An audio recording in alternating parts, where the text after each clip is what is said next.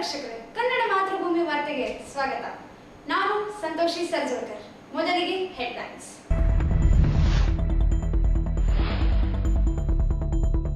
ಅಪೂರ್ಣ ಕಾಮಗಾರಿ ಮಧ್ಯೆ ನೂತನ ಜಿಲ್ಲಾಡಳಿತ ಭವನ ಉದ್ಘಾಟನೆಗೆ ಸಿದ್ಧತೆ.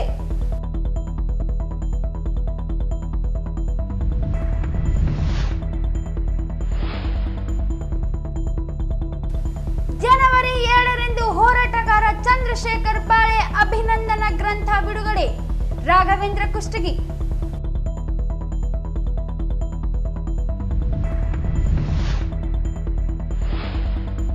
ಆರ್ಟಿಪಿಎಸ್ಗೆ ಭೂಮಿ ಮನೆ ಕಳೆದುಕೊಂಡವರಿಗೆ ಇಂದಿಗೂ ದೊರೆಯದ ಉದ್ಯೋಗ. 30ರಂದು ಆರ್ಟಿಪಿಎಸ್ ಗೇಟ್ ಮುಂದೆ ಸಂತ್ರಸ್ತರ ಪ್ರತಿಭಟನೆ. ಅಮರೇಶ್ ಸ್ವಾಮಿ. ಸವಿತಾ ಸಮಾಜ ನಿವೃತ್ತ ನೌಕರರ ಸಂಘದ ವಾರ್ಷಿಕ ಸಭೆ. ಲಾಭ ನಷ್ಟದ ಪ್ರತಿ ಬಿಡುಗಡೆಗೊಳಿಸಿದ ಶಾಸಕ ಡಾಕ್ಟರ್ ಶಿವರಾಜ್ ಪಾಟೀಲ್.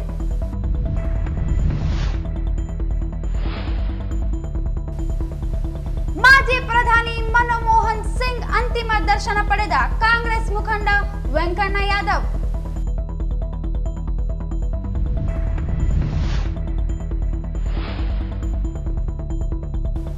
ಮಸ್ಕಿಯಲ್ಲಿ ಕೊಲೆ ಚುರುಕುಗೊಂಡ ಪೊಲೀಸರ ತನಿಖೆ.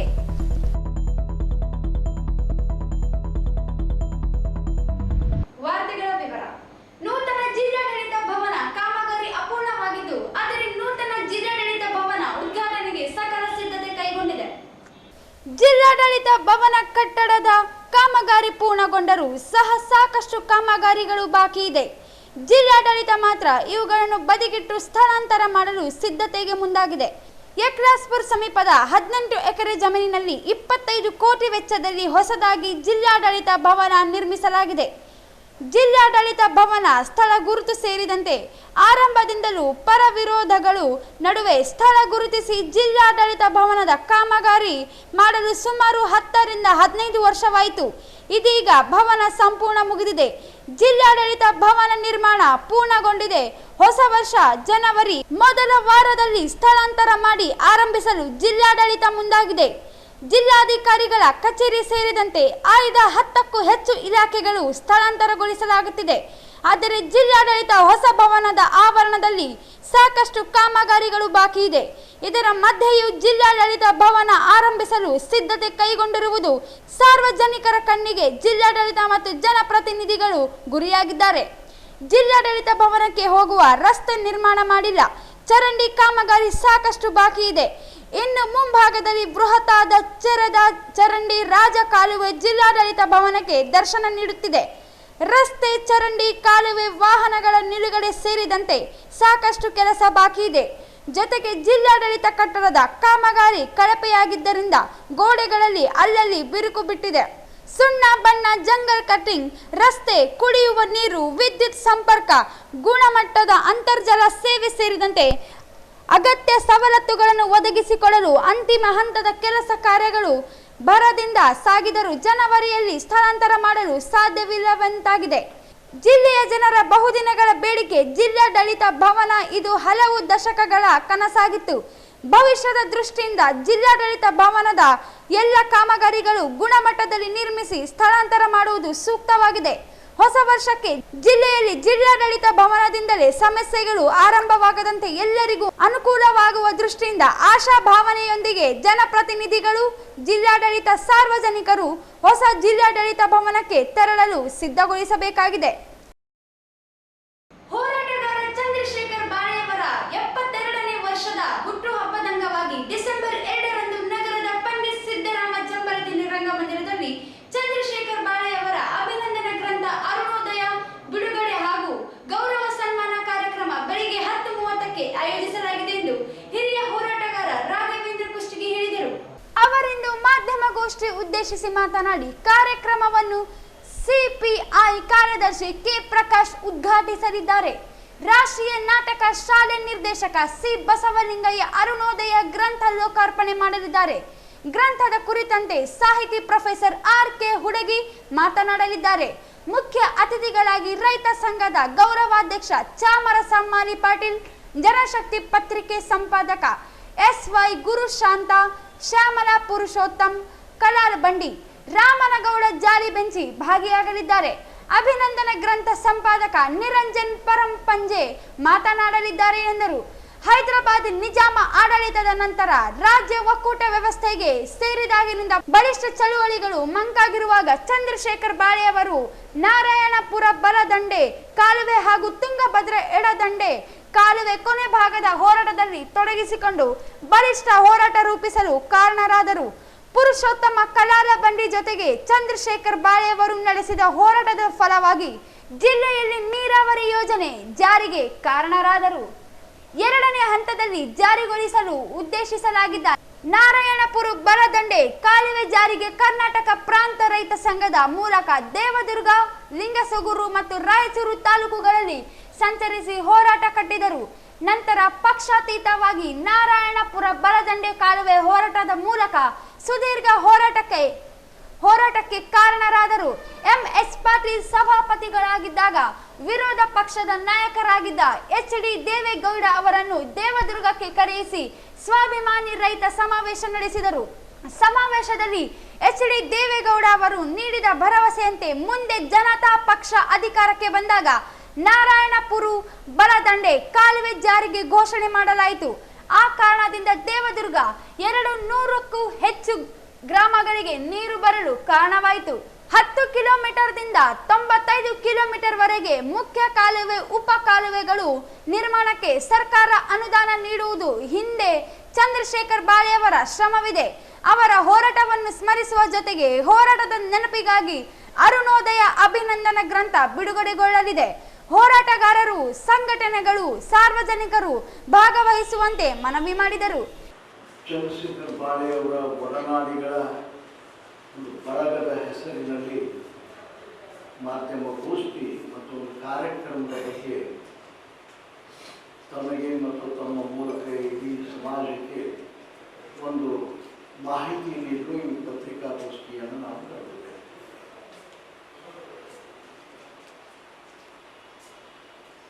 ಬಹಳ ಮುಖ್ಯವಾಗಿ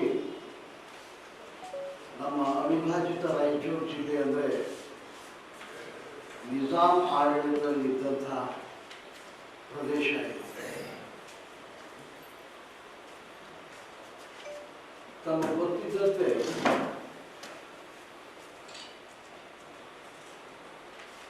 ನಲವತ್ತೆಂಟರ ಸುಮಾರಿಗೆ ಸ್ವಾತಂತ್ರ್ಯ ಸಿಕ್ಕ ಮೇಲೆ ಭಾರತ ಒಕ್ಕೂಟದಲ್ಲಿ ನಾನು ಸೇರುವುದಿಲ್ಲ ಅಂಥೇಳಿ ನಿಜಾಮ ಹೇಳಿದಾಗ ಇಲ್ಲಿ ಸ್ವಾಮಿ ರಾಮಕೃಷ್ಣ ತೀರ್ಥರ ನೇತೃತ್ವದಲ್ಲಿ ಕಾಂಗ್ರೆಸ್ಸಿನ ನಿಜಾಂಶಾಹಿ ಆಡಳಿತ ಹೋಗಿ ಪ್ರಜಾಪ್ರಭುತ್ವ ಬರಬೇಕು ಅನ್ನೋ ಒಂದು ಹೋರಾಟ ಏನಾಯಿತು, ಆ ಯಶಸ್ವಿ ಹೋರಾಟದ ತರುವಾಯ ವಿದ್ಯಾರ್ಥಿ ಚಳವಳಿ ಮೂಲಕ ಅವರು ಪ್ರಾರಂಭ ಮಾಡಿದರು. ಯಶಪ್ಪ ಅಂತಕ್ಕಂಥ ವಿದ್ಯಾರ್ಥಿ ಚಳವಳಿಯನ್ನು ಪ್ರಾರಂಭ ಮಾಡಿದ್ದು ಚಂದ್ರಶೇಖರ್ ಬಾಳೆ ಅವ್ರ ಜೊತೆಗೆ ಪುರುಷೋತ್ತಮ ಕಲಾಲ ಬಂಡಿ. ನಮ್ಮ ಭಾಗದಲ್ಲಿ ಅವಾಗ ಯಾವ ಚಳವಳಿ, ರೈತ, ದಲಿತ, ಬಂಡಾಯ, ಸಮುದಾಯ ಯಾವ ಸಂಘಟನೆಗಳು ಇರಲಿಲ್ಲ. ಒಂಥರ ನಿಂತು ನೀರಾಗಿರ್ತಕ್ಕಂಥ ಇದರಲ್ಲಿ ಒಂದು ದಟ್ಟ ಕತ್ತಲೆ ಆವರಿಸಿದಂಥ ಸಂದರ್ಭದಲ್ಲಿ ಇವರು ಜನರ ಏನೇ ಬರಲಿ, ಒಗ್ಗಟ್ಟಿರಲಿ, ಈ ಥರದ ಚಿಲಿಪಿಲಿ ಶಬ್ದ ಏನದಲ್ಲ, ಬೆಳಗಿನ ಹೊತ್ತು ಸೂರ್ಯೋದಯಕ್ಕಿಂತ ಮುಂಚೆ ಅರುಣೋದಯ ಅಂತ ಬೆಳ್ಳಿ ಚಕ್ಕಿ ಮೂಡುವಂಥ ಕಾಲದಲ್ಲಿ ಏನು ವಾತಾವರಣ ಇರ್ತದೆ, ಆ ಗಾಢ ರಾತ್ರಿಯ ಒಂದು ಸದ್ದನ್ನು ಅದು ಚಂದ್ರಶೇಖರ್ ಬಾಳೆಯವರು ಹೋರಾಟದಿಂದ ಅನ್ನೋದನ್ನು ನಾವು ತಿಳ್ಕೊಬೇಕು. ಇದು ಕೃಷ್ಣ ಮೇಲ್ದಂಡೆ ಯೋಜನೆಯ ಎಡದಂಡೆ ಕಾಲುವೆ, ಅದು ಶಾಪೂರು, ಯಾದಗಿರಿ ಈ ಕಡೆಗೆ ಹೋಗ್ತಕ್ಕಂಥದ್ದೇನಿದೆ. ಕೃಷ್ಣ ಮೇಲ್ದಂಡೆ ಯೋಜನೆಯ ಎಡದಂಡೆ ಕಾಲುವೆ ಒಂದನೇ ಸ್ಟೇಜ್, ಫಸ್ಟ್ ಫೇಸ್ನಲ್ಲಿ ಆಗಬೇಕು. ಸೆಕೆಂಡ್ ಫೇಸ್ನಲ್ಲಿ ನಾರಾಯಣಪುರ ಬಲದಂಡೆ ಕಾಲುವೆಯ ನಿರ್ಮಾಣದ ಕಾಮಗಾರಿಯನ್ನು ಸೆಕೆಂಡ್ ಸ್ಟೇಜ್ಗೆ ಮುಂದೂಡಿಬಿಟ್ರು ಸರ್ಕಾರ. ಇದು ಕೇಳಲಿಕ್ಕೆ ಬಹಳ ಸರಳ ಅಂತ ಕಾಣಿಸ್ತದೆ. ಇದರಿಂದ ಬಹಳ ಅಗಾಧವಾದಂಥ ಸಮಸ್ಯೆಗಳು ಸಿಕ್ಕುಗಳಿವೆ. ಏನಂದರೆ ಅಷ್ಟೊತ್ತಿಗೆ ಅಂತಾರಾಜ್ಯ ಜಲ ವಿವಾದಗಳು ಪ್ರಾರಂಭ ಆಗಿ 2000 ಇಸ್ವಿ ಒಳಗೆ ಈ ಬಚಾವ್ ಅವಾರ್ಡಿನ ಒಂದು ನಿರ್ಣಯಗಳು ಇತ್ಯಾದಿಗಳು ಎಲ್ಲ ಬಂದುಬಿಟ್ಟಿದ್ರೆ ಈ ಭಾಗದ 840 ಚದುರ ಕಿಲೋಮೀಟರ್ ಈಗೇನಾಗ್ತದೆ, ಅದು ಎಷ್ಟು ಒಳ್ಳೇದಿದೆ, ಅದು ತಪ್ಪಿದ್ರೆ ಎಷ್ಟು ನುಕ್ಸಾನ್ ಆಗ್ತದೆ ನಮ್ಮ ಭಾಗಕ್ಕೆ ಅಂತೇಳಿ ಅವರೆಲ್ಲ ಈ ನಮ್ಮ ಬಸವರಾಜ್ ನಮ್ಮ ಪಕ್ಕದಲ್ಲಿ ಕೊಟ್ಟಿದ್ದಾರೆ. ಆರ್ ಬಸವರಾಜ್, ನಿಂಗಪ್ಪ, ಇವರೆಲ್ಲ ಆ ಹೋರಾಟದಲ್ಲಿದ್ದವರು. ಬಸವರಾಜ್ ಇವರು ಇದ್ರು, ಡಾಕ್ಟರ್ ಬಾಲಚಂದ್ರು ಇತ್ಯಾದಿ ಇವರೆಲ್ಲ ಇದ್ರು. ಆ ಟೈಮ್ನಲ್ಲಿ ಆ ಹೋರಾಟ ಬರೀ ಕರ್ನಾಟಕ ಪ್ರಾಂತ ರೈತ ಸಂಘದಿಂದ ಆಗುವುದಿಲ್ಲ ಅನ್ನೋದನ್ನ ಬಾಳೆ ಅವರು ಗುರುತಿಸಿದ್ರು. ಹೀಗಾಗಿ ವಿಶಾಲ ಒಂದು ಡೆಮೊಕ್ರೆಟಿಕ್ ವೇದಿಕೆ ಬೇಕಾಗಿತ್ತು ಆ ಟೈಮ್ನಲ್ಲಿ. ಬರೇ ಒಂದು ಕರ್ನಾಟಕ ಪ್ರಾಂತ ರೈತ ಸಂಘದಿಂದ ಇದು ಆಗುವುದಿಲ್ಲ ಅಂತ ತಿಳ್ಕೊಂಡು ಪಕ್ಷಾತೀತವಾದಂತಹ ಕೃಷ್ಣ ಬಲದಂಡೆ ಹೋರಾಟ ಸಮಿತಿಯನ್ನ ಬಹಳ ಪ್ಲಾನ್ ಮಾಡಿ ನಿರ್ಮಾಣ ಮಾಡಿದವರು ಚಂದ್ರಶೇಖರ್ ಮಾಡಿ. ಆ ಹೋರಾಟದಲ್ಲಿ ದಿವಂಗತ ಮುನಿಯಪ್ಪ ಮುದ್ದಪ್ಪ, ಕೆ ಸುರೇಶ್ ರೆಡ್ಡಿ ಅವಾಗ ಅಧ್ಯಕ್ಷರಾಗಿದ್ದರು, ಜಿಲ್ಲಾ ಪಂಚಾಯತ್ ಅಧ್ಯಕ್ಷರಾಗಿದ್ದರು. ಈ ಸಂದರ್ಭದಲ್ಲಿ ಬಿ ಬಸವರಾಜ್, ಈರಣ್ಣ ಶೆಟ್ಟಿ ಭಂಡಾರಿ, ಲಿಂಗಪ್ಪ ಪೂಜಾರಿ, ಆರ್ ಬಸವರಾಜ್, ಪರಪ್ಪ ನಾಗೋಲಿ, ಶಿವಶಂಕರ ಬಳೆ ಉಪಸ್ಥಿತರಿದ್ದರು. ಶ್ರೀ ಸುಭಾಷ್ ರೆಡ್ಡಿ ಪಾಟೀಲ್ ಅವರ 11ನೇ ವರ್ಷದ ಪುಣ್ಯ ಸ್ಮರಣೆ ಅಂಗವಾಗಿ ಇಂದು ನಡೆದ ವೃದ್ಧಾಶ್ರಮದಲ್ಲಿ ಉಪಹಾರ ವಿತರಣೆ ಮತ್ತು ಭಾರತೀಯ ರೆಡ್ ಕ್ರಾಸ್ ಬ್ಲಡ್ ಬ್ಯಾಂಕಿನಲ್ಲಿ ರಕ್ತದಾನ ಶಿಬಿರವನ್ನು ಹಮ್ಮಿಕೊಳ್ಳಲಾಗಿತ್ತು. ಶ್ರೀ ಸುಭಾಷ್ ರೆಡ್ಡಿ ಪಾಟೀಲ್ ಅಭಿಮಾನಿಗಳ ಬಳಗ ಭಾರತೀಯ ರೆಡ್ ಕ್ರಾಸ್ ಸಂಸ್ಥೆ ಜಿಲ್ಲಾ ಶಾಖೆ ರಾಯಚೂರು, ಭಾರತ ಸೇವಾದಳ ಜಿಲ್ಲಾ ಸಹಕಾರ ಒಕ್ಕೂಟ ರಾಯಚೂರು ಇವರ ಆಶ್ರಯದಲ್ಲಿ ಸಮಾಜ ಸೇವಕ ಶ್ರೀ ಸುಭಾಷ್ ರೆಡ್ಡಿ ಪಾಟೀಲ್ ಅವರ 11ನೇ ಪುಣ್ಯ ಸ್ಮರಣೆ ಇಂದು ಬೆಳಿಗ್ಗೆ ಲಲಿತಾ ವೃದ್ಧಾಶ್ರಮದಲ್ಲಿ ಉಪಹಾರ ವಿತರಣೆ ಕಾರ್ಯಕ್ರಮ ಹಾಗೂ ರೆಡ್ ಕ್ರಾಸ್ ಬ್ಲಡ್ ಬ್ಯಾಂಕ್ ನಲ್ಲಿ ರಕ್ತದಾನ ಶಿಬಿರ ಹಮ್ಮಿಕೊಳ್ಳಲಾಯಿತು. ಅವರ ಹಬ್ಬದ ಅಭಿಮಾನಿಗಳು ಸ್ವಯಂ ಪ್ರೇರಿತರಾಗಿ ಬಂದು ರಕ್ತದಾನವನ್ನು ನೀಡಿದರು. ಭಾರತ ಸೇವಾದಳ ವಿಭಾಗ ಸಂಘಟಕರಾದ ವಿದ್ಯಾಸಾಗರ್ ಚಿನ್ನಮಗೇರಿ ಮಾತನಾಡುತ್ತಾ ಪ್ರತಿ ವರ್ಷವೂ ಸುಭಾಷ್ ರೆಡ್ಡಿ ಪಾಟೀಲ್ ಅವರ ಪುಣ್ಯ ಸ್ಮರಣೆಯನ್ನು ರಕ್ತದಾನ ಶಿಬಿರ, ಅನಾಥಾಶ್ರಮ, ವೃದ್ಧಾಶ್ರಮ, ಆಹಾರ ವಿತರಣೆ ಹಾಗೂ ವಿವಿಧ ಸಾಮಾಜಿಕ ಸೇವೆ ಮಾಡುವುದರ ಮೂಲಕ ಪ್ರತಿ ವರ್ಷ ಅರ್ಥಪೂರ್ಣವಾಗಿ ಆಚರಿಸಲಾಗುತ್ತಿದೆ ಎಂದು ಹೇಳಿದರು.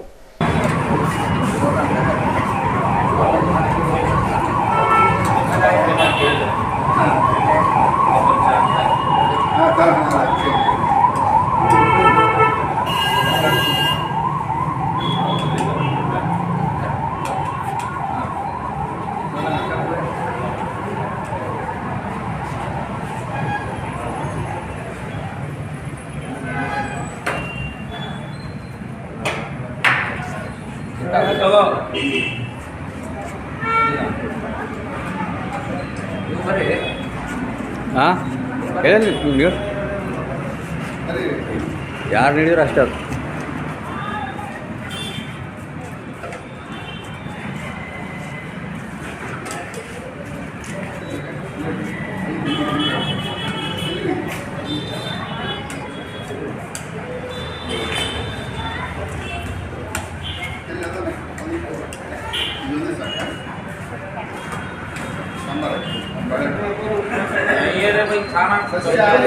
లేదు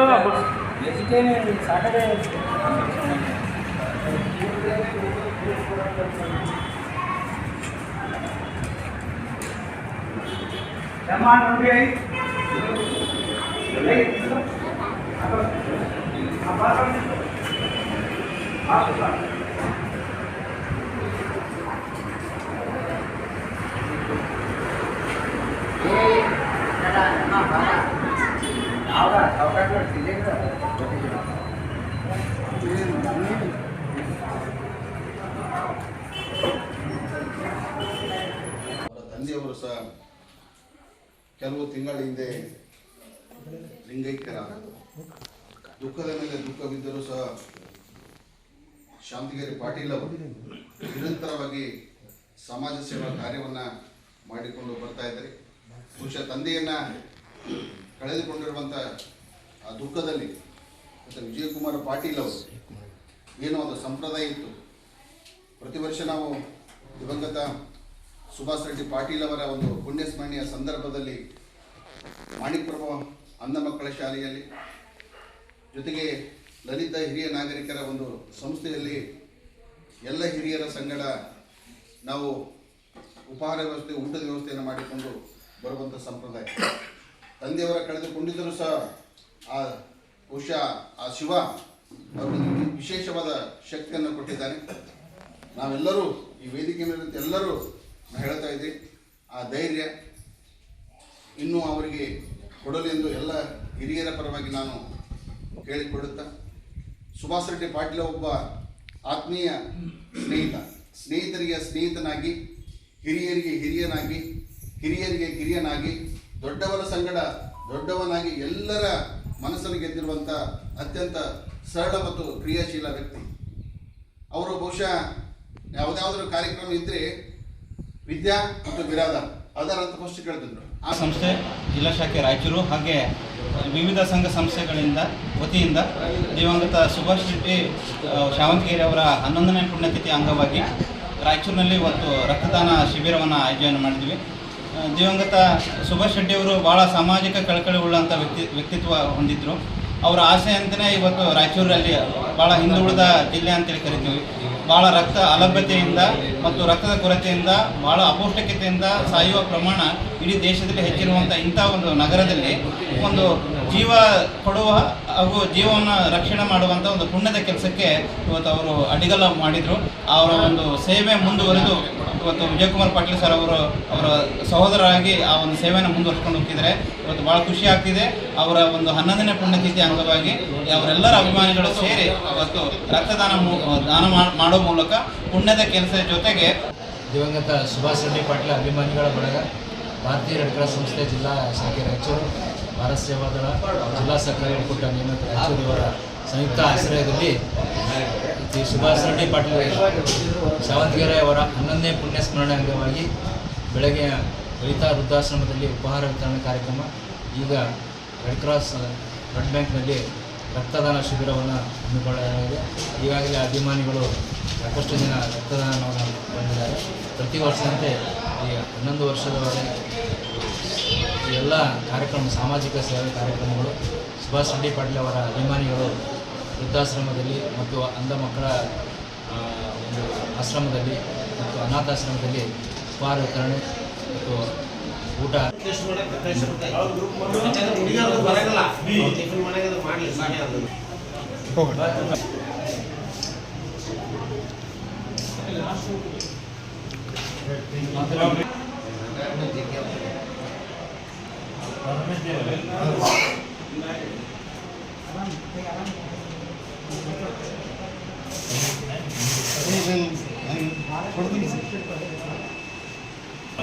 ಟೆಸ್ಟ್ ಮಾಡಿಸಿ ಉಳಿದವ್ರಿಗೆಲ್ಲ ಹೆಂಗೆ ಟೆಸ್ಟ್ ಮಾಡಿಸ್ತೀರಿ ಅವ್ರು ಗ್ರೂಪ್ ಮಾಡಿ ಕಳಿಸ್ಬಿಟ್ರು. ಗ್ರೂಪಿಂಗ್ ಮಾಡಿ ಸ್ವಲ್ಪ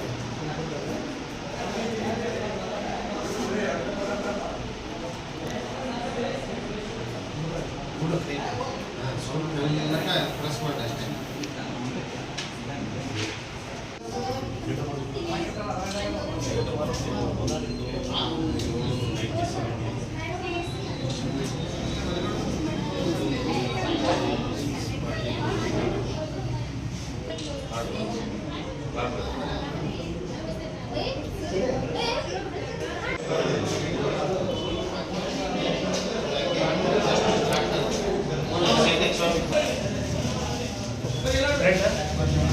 ಹಾಕಿ ಸರ್.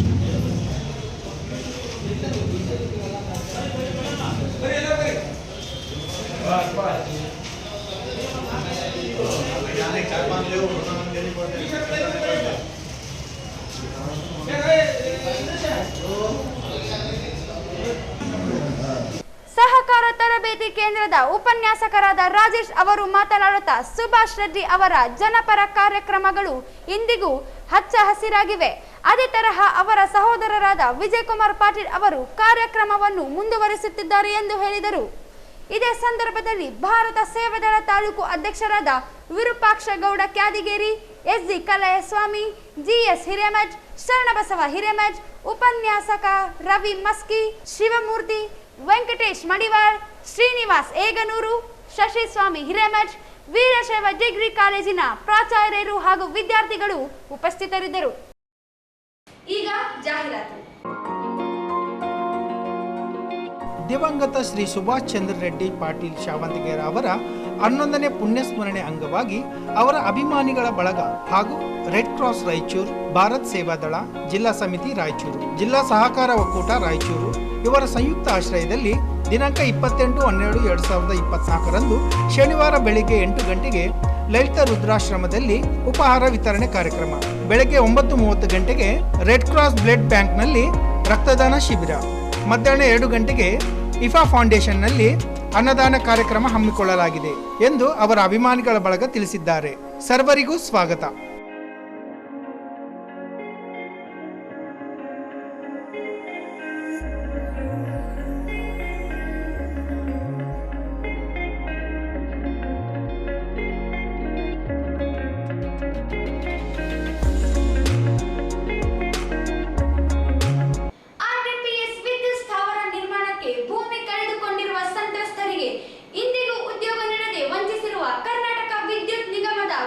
ಡಿಸೆಂಬರ್ 30ರಂದು ಶಕ್ತಿನಗರದ ಮೇನ್ ಗೇಟ್ ಬಳಿ ಪ್ರತಿಭಟನೆ ನಡೆಸುವುದಾಗಿ ಕೆಪಿಸಿಎಲ್ ಆರ್ಟಿಪಿಎಸ್ ವಿದ್ಯುತ್ ಸ್ಥಾವರ ಭೂಮಿ ಮತ್ತು ಮನೆ ಕಳೆದುಕೊಂಡ ಸಂತ್ರಸ್ತರ ಮಹಾಸಂಘದ ಕಾರ್ಯದರ್ಶಿ ಬಸವರಾಜ ಸ್ವಾಮಿ ಹೇಳಿದರು.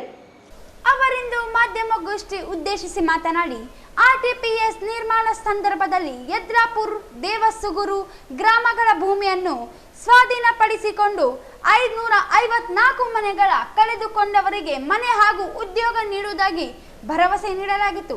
ಆದರೆ ತಾವೇ ಪರಿಶೀಲನಾ ಸಮಿತಿ ರಚಿಸಿಕೊಂಡು 199 ಜನ ಸಂತ್ರಸ್ತರನ್ನು ಗುರುತಿಸಲಾಯಿತು. ಇಲ್ಲಿಯವರೆಗೆ 76 ಜನರಿಗೆ ಮಾತ್ರ ಉದ್ಯೋಗ ನೀಡಲಾಗಿದ್ದು, ಇನ್ನುಳಿದ 478 ಜನರಿಗೆ ಉದ್ಯೋಗ ನೀಡದೆ ವಂಚಿಸಲಾಗಿದೆ. ಕೊಟ್ಟ ಭರವಸೆಯನ್ನು ಈಡೇರಿಸದೆ ಇರುವ ಕುರಿತು ಕಲಬುರಗಿ ಹೈಕೋರ್ಟ್ನಲ್ಲಿ ದೂರು ದಾಖಲಿಸಲಾಗಿತ್ತು. ವಿಚಾರಣೆ ನಡೆಸಿದ ನ್ಯಾಯಾಲಯ ಕಾಲಮಿತಿಯಲ್ಲಿ ಉದ್ಯೋಗ ನೀಡುವ 7 ಪ್ರತ್ಯೇಕ ಪ್ರಕರಣಗಳಲ್ಲಿ ತೀರ್ಪು ನೀಡಿದ್ದರೂ ಇಂದಿಗೂ ಉದ್ಯೋಗ ನೀಡಿಲ್ಲ. ನ್ಯಾಯಾಲಯದ ಆದೇಶವನ್ನು ಸಹ ಕೆಪಿಸಿ ಪಾಲಿಸುತ್ತಿಲ್ಲ. ಭೂ ಸಂತ್ರಸ್ತರಿಗೆ ಆಗಿರುವ ಅನ್ಯಾಯದ ವಿರುದ್ಧ ಗ್ರಾಮೀಣ ಶಾಸಕ ದದ್ದಲ್ ಬಸವನಗೌಡ, ಸಂಸದ ಜಿ ಕುಮಾರ್ ನಾಯಕ್, ಮುಖ್ಯಮಂತ್ರಿ ಸಿದ್ದರಾಮಯ್ಯ, ಇಂಧನ ಸಚಿವ ಜಾರ್ಜ್ ಇವರಿಗೆ ಮನವಿ ನೀಡಿದ್ದರು. ಯಾವುದೇ ಪ್ರಯೋಜನವಾಗಿಲ್ಲ. 30 ಗಳಿಂದ ಭರವಸೆಯಲ್ಲಿ ಕಾಲ ಕಳೆಯುತ್ತಿರುವ ಕೆಪಿಸಿ ನಡೆಯನ್ನು ವಿರೋಧಿಸಿ ಭೂ ಸಂತ್ರಸ್ತರ ಹೋರಾಟ ಪ್ರಾರಂಭವಾಗಲಿದೆ. ಆಡಳಿತ ಸ್ಪಂದಿಸದೆ ಹೋದಲ್ಲಿ ಹೋರಾಟ ಹಂತ ತೀವ್ರಗೊಳಿಸುವುದಾಗಿ ಎಚ್ಚರಿಸಿದರು.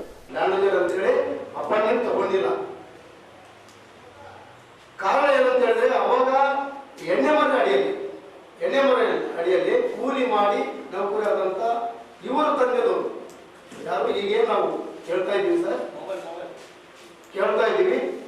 ಅವರು ಅವಾಗ ಅವ್ರ ತಂದೆದವರು ಆಗ್ಲೇ ಮದುವೆ ಆಗಿದ್ರು. ಮದುವೆ ಆಗಿ ಅವರು 20 ವರ್ಷ ಆದ ನಂತರ, ಆ ಮಕ್ಕಳು 20 ವರ್ಷ ಆದ ನಂತರ ಅರ್ಜಿ ಹಾಕಿರೋರು. ಇಲ್ಲೊಬ್ಬ ಲಕ್ಷ್ಮಣ ಕೇಳ್ತಾರೆ, 1978ರಿಂದ 2015ರವರೆಗೆ ಇಲ್ಲಿದೆ ಸರ್. ತಮ್ಮ ಆಗಿದ್ರಪ್ಪ, ನಮ್ಮ ಮನೆಗೆ ನಮ್ಮ ತಂದೆ ಎಣ್ಣೆ ಮನೆ ಮೇಲೆ ಆಗಿದ್ದಾರೆ ಸರ್. ಹೌದಾ? ಕೊಡಿ ಅಂತ ಒಂದು ಕೊಡಿ ಅಂದಾಗ ಆವಾಗಲಿಂದ ಸುಮಾರು ಒಂದು 10 ವರ್ಷ ತಿರುಗಿದ್ರು. ಈ ಹುಡುಗ ತಿರುಗಿದ ಮೇಲೆ ಆಮೇಲೆ ಏನ್ ಮಾಡ್ತಾರೆ, ಇಲ್ಲ ನಿಮ್ಮ ಮನೆಗೆ ಯಾರು ಆಗಿದಾರಲ್ಲ, ನಿಮ್ಮ ತಂದೆ ಆಗಿದ್ದಾರೆ, ರೌಂಡ್ ಮಾಡ್ತಾರೆ. ಸ್ಪಷ್ಟವಾಗಿ ರೌಂಡ್ ಮಾಡ್ತಾರೆ. ಇಲ್ಲ ನಿಮ್ಮ ತಂದೆ ಇಲ್ಲಿ ಜಾಬ್ ಆಗಿದ್ದಾರೆ, ನಿಮ್ಮ ಮನೆಗೆ ಇಲ್ಲ ಅಂತ ಹೇಳ್ತಾರೆ. ಇದು ವಾಸ್ತು ಸರ್, ತಾವು ಬೇಕಾದ್ರೆ ಪರಿಶೀಲನೆ ಮಾಡ್ಬೋದು. ಆಮೇಲೆ ಏನಾಗುತ್ತೆ, ತಿರುಗಿ ಲಾಸ್ಟಿಗೆ ಏನಾಗುತ್ತೆ, ಉತ್ತರ ಕೊಡ್ತಾರೆ ಸರ್. ಆರ್ಟಿಐನಲ್ಲಿ ಕೇಳಿದಾಗ ಕೊಡ್ತಾರೆ, ಕಾಸು ಕೊಡ್ತೀನಿ, ಇದೇ ತರನೇ ಉತ್ತರ ಕೊಡ್ತಾರೆ. ಏನಂತ, ನೀವು ಕೇಳಬಾರ್ದು, ನಿಮ್ಮ ಮನೆಯಲ್ಲಿ ಒಂದು ಉದ್ಯೋಗ ಕೊಟ್ಟಿದ್ದೀವಿ ಅಂತ ಹೇಳಿ. ಇವರು ಅಂದ್ರೆ 20-26 ಎಕರೆ ಹೊರಕೊಂಡಿರ್ತಾರೆ, ಊರು ಬಿಟ್ಟು. ಹೋರಾಟ ಸಮಿತಿ ಅಧ್ಯಕ್ಷ ಟಿ ಸೂಗಪ್ಪ ಮಾತನಾಡಿ, ಕಳೆದ 30 ವರ್ಷಗಳ ಹಿಂದೆ 3126 ಎಕರೆ ಭೂಮಿಯನ್ನು ಆರ್ಟಿಪಿಎಸ್ಗೆ ಸ್ವಾಧೀನಪಡಿಸಿಕೊಂಡು ಕೆಪಿಸಿ ಇಂದಿಗೂ ಉದ್ಯೋಗ ನೀಡದೆ ವಂಚಿಸಿದೆ. ಭೂಮಿ ಕಳೆದುಕೊಂಡ ಸಂತ್ರಸ್ತ ಲಕ್ಷ್ಮಣ ಎಂಬುವವರು ಕಲಬುರಗಿ ಹೈಕೋರ್ಟ್ ಮೊರೆ ಹೋಗಿದ್ದು 2023 ಜುಲೈ 17ರಂದು ಉದ್ಯೋಗ ನೀಡಲು ಆದೇಶಿಸಿದ್ದರು, ಇಂದಿಗೂ ನೀಡಿಲ್ಲ.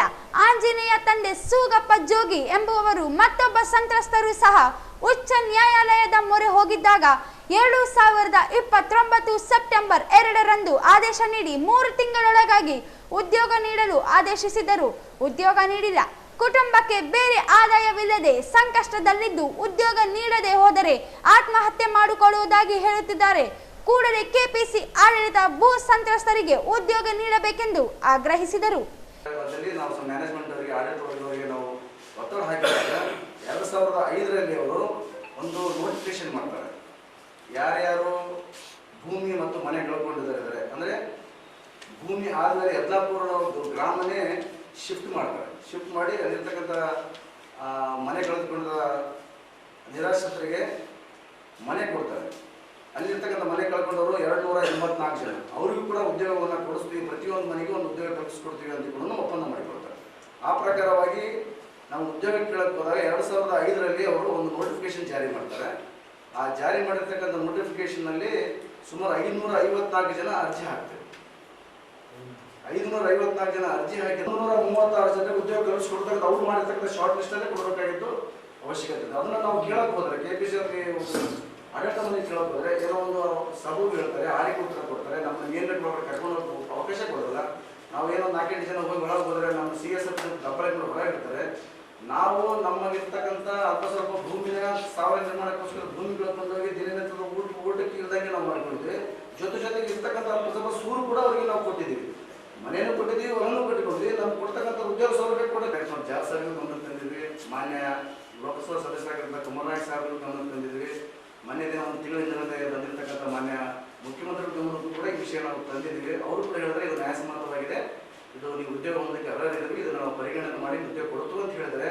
ಆದರೆ ಆ ಉದ್ಯೋಗ ಮಾತ್ರ ನಮ್ಮ ಮನಸ್ಸಿಗೆ ಹಾಗೆ ಉಳಿದ್ರೆ ಆ ಒಂದು ಕಾರಣಕ್ಕೋಸ್ಕರ ನಮ್ಗೆ ಬೇಕಾಗಿರ್ತಕ್ಕಂಥ ಹಕ್ಕಿಗೋಸ್ಕರ ಹೋರಾಟ ಮಾಡೋಣ, ಇವರು ನಮ್ಮ ಮಾತು ಕೇಳ್ತಾ ಇಲ್ಲ ಅನ್ನೋ ಉದ್ದೇಶಕ್ಕೋಸ್ಕರ ನಾಳೆ 30 ಡಿಸೆಂಬರ್ 30 ಸೋಮವಾರದಿಂದ ನಾವು KPCL ಮ್ಯಾನೇಜ್ಮೆಂಟಿಗೆ ಒಂದು ಪತ್ರ ಮುಖೇನ ಅರ್ಜಿ ಹಾಕಿ ಮನವಿ ಸಲ್ಲಿಸಿದ್ವಿ. ನೀವು ಎಷ್ಟು ಜನರಿಗೆ ಉದ್ಯೋಗ ಕಲ್ಪಿಸಿದ್ರಿ, ಆ ಉದ್ಯೋಗ ಕಲ್ಪಿಸಿರ್ತಕ್ಕಂಥ ಭೂ ನಿರಾಶ್ರಿತರು, ಮನೆ ನಿರಾಶ್ರಿತರು ಕಳ್ಕೊಂಡಿರ್ತಕ್ಕಂಥ ಎಲ್ಲ ಕುಟುಂಬರು, ಅವ್ರ ಮಹಿಳೆಯರಾಗಿರ್ಬೋದು, ಮಕ್ಕಳಾಗಿರ್ಬೋದು, ವೃದ್ಧರಾಗಿರ್ಬೋದು, ಅವರು ಒಂದು ಮೇಲ್ಗಡೆ ಮುಂದೆ ಕೂತ್ಕೊಂಡು ನಮ್ಮ ಹಕ್ಕಿಗೋಸ್ಕರ ನಾವು ಹೋರಾಟ ಮಾಡ್ತಾ ಇದ್ವಿ. ಅದು ಅವರು ನಮಗೆ ಒಂದು ಉದ್ಯೋಗ ಕೊಡಲಿಕ್ಕೆ ದಾಖಲಾತಿಗಳು, ಉದ್ಯೋಗ ಎಷ್ಟು ಜನ ಕೊಟ್ಟಿದ್ದೀವಿ ಅನ್ನೋದು ದಾಖಲಾತಿಗಳ ಸಮೇತ ನಮ್ಗೆ ಒಪ್ಪಿಸಬೇಕು. ಇನ್ನು ಎಷ್ಟು ಕೊಡಬೇಕು ಅನ್ನೋದು ನಾವು ಅವ್ರಿಗೆ ದಾಖಲಾತಿ ಕೊಡ್ತೀವಿ. ಅವ್ರು ಕೊಟ್ಟಿರೋದು ಏನಾದ್ರು ಸಮಂಜಸವಾಗಿ ಕಂಡು ಬಂದರೆ. ಈ ಸಂದರ್ಭದಲ್ಲಿ ಮಾರ್ಯಪ್ಪ, ರಾಮಪ್ಪ, ಹನುಮಂತಪ್ಪ, ಶರಣಪ್ಪ ಅಸ್ಕಿಹಾಳ್ ಇದ್ದರು. ಸವಿತಾ ಸಮಾಜ ನಿವೃತ್ತ ನೌಕರರ ಪತ್ತಿನ ಸಹಕಾರ ಸಂಘದ 5ನೇ ವಾರ್ಷಿಕ ಸಭೆ ನಗರದ ಕನ್ನಡ ಭವನದಲ್ಲಿ ನಡೆಯಿತು. ಶಾಸಕ ಡಾಕ್ಟರ್ ಶಿವರಾಜ್ ಪಾಟೀಲ್ ಮತ್ತು ವಿಧಾನ ಪರಿಷತ್ ಸದಸ್ಯ ವಸಂತ್ ಕುಮಾರ್ ಇವರು ಸಂಘದ ವಾರ್ಷಿಕ ವರದಿಯನ್ನು ಬಿಡುಗಡೆಗೊಳಿಸಿದರು. ಸಂಘದಿಂದ ಸಮಾಜದ ನಿವೃತ್ತ ನೌಕರರು ನೂತನವಾಗಿ ನಾಮ ನಿರ್ದೇಶನಗೊಂಡವರನ್ನು ಸನ್ಮಾನಿಸಲಾಯಿತು.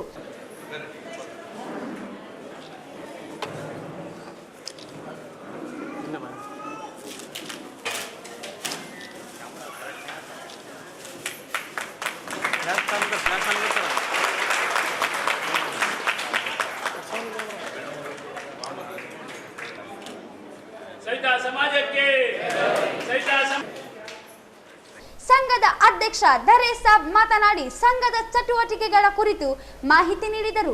ವಾರ್ಷಿಕ ವಿಶೇಷ ಸಾಮಾನ್ಯ ಸಭೆಗೆ ನಮ್ಮ ಸಹಕಾರ ಸಂಘದ ಆಡಳಿತ ಮಂಡಳಿಯ ಪರವಾಗಿ ತಮ್ಮೆಲ್ಲರನ್ನು ಹೃತ್ಪೂರ್ವಕವಾಗಿ ಸ್ವಾಗತಿಸುವುದು ಸಂತೋಷವಾಗುತ್ತದೆ. ನಮ್ಮ ಸಂಘವು ದಿನಾಂಕ 14/6/2019 ಪ್ರಾರಂಭವಾಗಿದ್ದು ಈವರೆಗೆ 5ನೇ ವರ್ಷ ಪೂರ್ಣಗೊಳಿಸಿ 6ನೇ ವರ್ಷಕ್ಕೆ ಪಾದಾರ್ಪಣೆ ಮಾಡುತ್ತಿದ್ದೇವೆ. ಈ ಸಂದರ್ಭದಲ್ಲಿ ನಮ್ಮ ಸವಿತಾ ಸಮಾಜದ ಬಾಂಧವರಿಗೆ ಆರ್ಥಿಕ ಮಟ್ಟವನ್ನು ಸುಧಾರಣೆಗೊಳಿಸಲು ನಮ್ಮ ಸಂಘದಿಂದ ಸಾಲ ಸೌಲಭ್ಯಗಳನ್ನು ಒದಗಿಸಿಕೊಡುತ್ತಿದ್ದೇವೆ. ಸವಿತಾ ಸಮಾಜದ ಬಾಂಧವರ ಮಕ್ಕಳಿಗೆ ವಿದ್ಯಾಭ್ಯಾಸಕ್ಕಾಗಿ ಚೌರಿಕ ಅಂಗಡಿಗಳನ್ನು ನವೀಕರಿಸಲಿಕ್ಕಾಗಿ ಮತ್ತು ವಾಹನ ಸಾಲ, ಬ್ಯಾಂಡು ಮತ್ತು ಮಂಗಳವಾದ್ಯ ಸಾಮಾನುಗಳು ಖರೀದಿ ಸಲುವಾಗಿ ಹಾಗೂ ಮನೆಗಳನ್ನು ದುರಸ್ತಿ ಮಾಡುವ ಸಲುವಾಗಿ ನಮ್ಮ ಸಂಘದಿಂದ ಆರ್ಥಿಕ ಸಹಾಯವನ್ನು ಹಣಕಾಸಿನ ಲೆಕ್ಕಪತ್ರಗಳನ್ನು ಲೆಕ್ಕ ಪರಿಶೋಧನಾ ವರದಿಯಲ್ಲಿದ್ದಂತೆ ಮತ್ತು ಮುಂದಿನ ವರ್ಷ ಅಂದಾಜು ಆಯವ್ಯಯ ಪಟ್ಟಿ ಇತ್ಯಾದಿ ತಥ್ಯಗಳನ್ನು ಒಳಗೊಂಡಿರುತ್ತದೆ. ಸಹಕಾರ ಸಂಘದ 5 ವರ್ಷಗಳ ಪ್ರಗತಿ ನೋಡಿದ ತಟ್ಟೆ ಈ ಕೆಳಗಿನಂತಿದೆ. ಮೊದಲು ಫಾರ್ಮೆಟ್ ಓದ್ತೇನೆ. ವರ್ಷ 1 ಇರುತ್ತದೆ. 5,47,000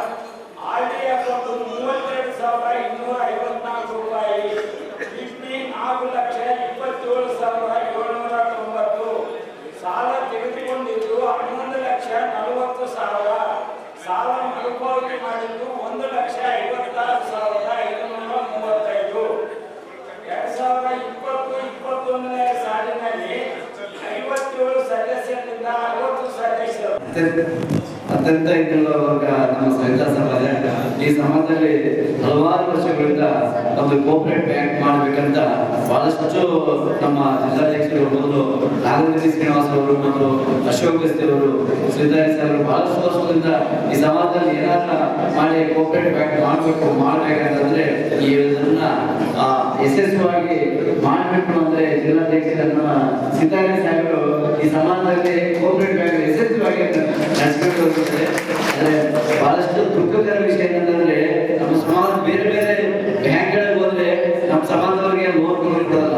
ಯಾಕಂದ್ರೆ ಇವರು ಕೋಪರೇಟ್ ಮಾಡಿದ್ರಪ್ಪ ಸಾಲಗಳು ಮೂಡ್ಸಲ್ಲಪ್ಪ ಸರಿಯಾಗಿ ಅಂತ ಹೇಳಿ. ಆದ್ರೆ ಈ ಸಂದರ್ಭದಲ್ಲಿ ಮುಖಂಡರುಗಳಾದ ರವೀಂದ್ರ ಜಲದಾರ್, ಭೀಮಣ್ಣ ಮಂಚಾಲ್, ವಿ ಗೋವಿಂದ, ಸಂಘದ ಉಪಾಧ್ಯಕ್ಷ ಚಂದ್ರಶೇಖರ್, ಆರೋಲಿ ನರಸಿಂಹಲು, ನಾಗರದಿನ್ನಿ ಶ್ರೀನಿವಾಸ್, ಅಲಕೂರು ಶಿವಯ್ಯ, ಕೊಂಡಾಪುರಿ ವೆಂಕಟೇಶ್, ವೀರಣ್ಣ ಗೋಗಿ, ಎನ್ ರಾಮಾಂಜನೇಯಲು, ಬಸಪ್ಪ ರಾಯಚೂರು, ಶ್ರೀನಿವಾಸ್, ಪಾರ್ವತಮ್ಮ, ಅನಸೂಯಮ್ಮ, ನಗರಸಭೆ ನಾಮ ನಿರ್ದೇಶಿತ ಸದಸ್ಯ ವಲ್ಲೂರು ವೆಂಕಟೇಶ್, ವಿಜಯ್ ಭಾಸ್ಕರ್ ಇಟಗಿ, ಭೀಮೇಶ್, ಇಂದಿರಮ್ಮ ಸೇರಿದಂತೆ ಸದಸ್ಯರು, ನಿರ್ದೇಶಕರುಗಳು ಭಾಗಿಯಾದರು. ಮಾಜಿ ಪ್ರಧಾನಮಂತ್ರಿ ಆರ್ಥಿಕ ತಜ್ಞ ಡಾಕ್ಟರ್ ಮನಮೋಹನ್ ಸಿಂಗ್ ಅವರ ಪಾರ್ಥಿವ ಶರೀರಕ್ಕೆ ಜಿಲ್ಲಾ ಪಂಚಾಯತ್ ಮಾಜಿ ಸದಸ್ಯ ಹಾಗೂ ಹಿರಿಯ ಕಾಂಗ್ರೆಸ್ ಮುಖಂಡ ಯಂಕಣ್ಣ ಯಾದವ್ ಅವರು ನವದೆಹಲಿಯ ಕಾಂಗ್ರೆಸ್ ಕಚೇರಿಯಲ್ಲಿ ಪುಷ್ಪಾರ್ಪಣೆ ಮಾಡಿ ನಮನ ಸಲ್ಲಿಸಿದರು.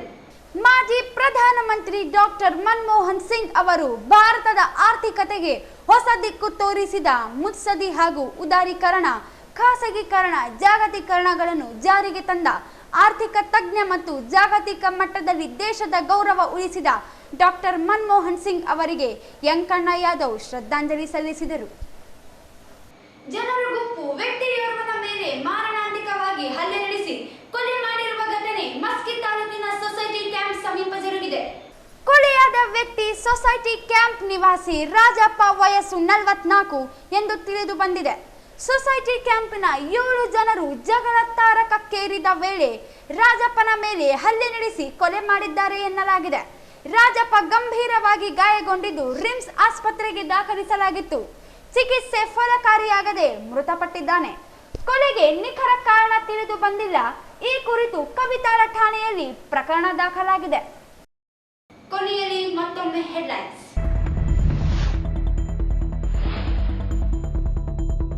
ಅಪೂರ್ಣ ಕಾಮಗಾರಿ ಮಧ್ಯೆ ನೂತನ ಜಿಲ್ಲಾಡಳಿತ ಭವನ ಉದ್ಘಾಟನೆಗೆ ಸಿದ್ಧತೆ.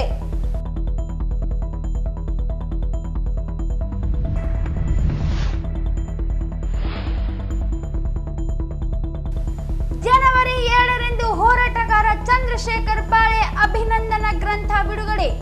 ರಾಘವೇಂದ್ರ ಕುಷ್ಟಗಿ.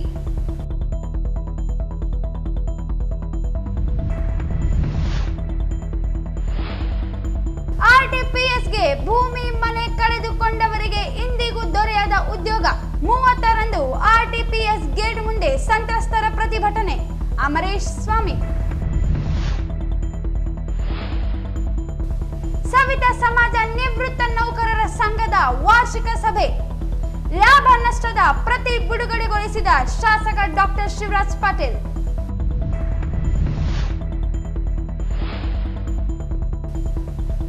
ಮಾಜಿ ಪ್ರಧಾನಿ ಮನಮೋಹನ್ ಸಿಂಗ್ ಅಂತಿಮ ದರ್ಶನ ಪಡೆದ ಕಾಂಗ್ರೆಸ್ ಮುಖಂಡ ಯಂಕಣ್ಣ ಯಾದವ್.